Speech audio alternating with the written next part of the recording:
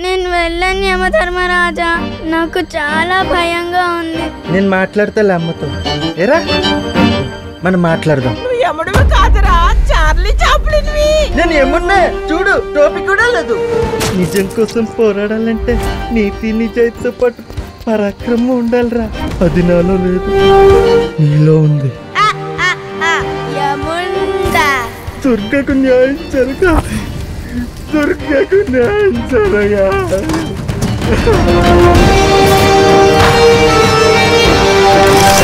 నింగి, నేల, నీరు, నిప్పు, గాలి అనే పంచభూతాలపై ఈ ప్రపంచంలో పుట్టిన ప్రతి మనిషికి సమాన హక్కు ఉంది. వేసుకున్నాడు కదా మర్యాద. లంపర్లోకి ఒకడే రాజు, ఆడి పేరు లోవరాజు. అంటే లోవరాజు తప్పకుండా హైదరాబాద్ వస్తాడు. ఎముడేషం వేయడానికి వచ్చిన వంశీ గారు. ఎక్కడా? రవీంద్ర భారతిలో. ఆ ఆకుని చూపించి పట్టుకోవడమే. పట్టేసుకుందారులే. ఎందుకు నువ్వే జట్టు? నీ జొట్టే. దా వచ్చే. చిన్నప్పటి నుంచి నా కల్లో గుర్రం మీద ఒక అందమైన యువరాణి వస్తుంది. తనే నా ఫస్ట్ లవ్. లోవరాజు, లోవరాజు ఎర్రి పిల్ల ఇలా ఇలా మాట్లాడుతుంది. కాలేజీకి వచ్చింది, ఇంకా చిన్నపిల్లేటి.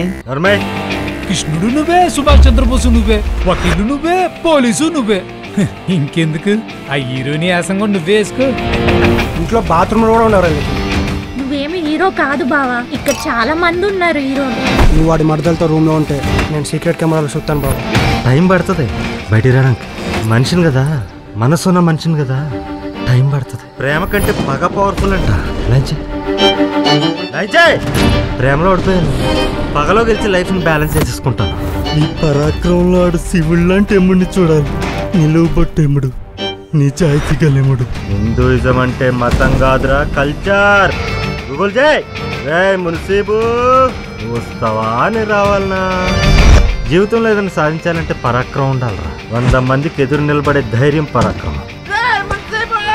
నువ్వు చేసిన పాపాలకి శిక్ష తప్పదు, వస్తున్నా, నేను శిక్షించడానికి వస్తున్నా. 100 శాపాలని భరించి జయించే ఓపిక పరాక్రమం. నేను ఆ బలం అవ్వాలిగానే బలహీనత అవ్వదు. 100 మందిని మట్టి కరిపించే సత్తా పరాక్రమం. నువ్వు హీరో బావా. ప్రపంచం మొత్తం కాయంతం చుట్టూ తిరుగుద్ది, కలన్నోటి చుట్టూ కాయంతం తిరుగుద్ది.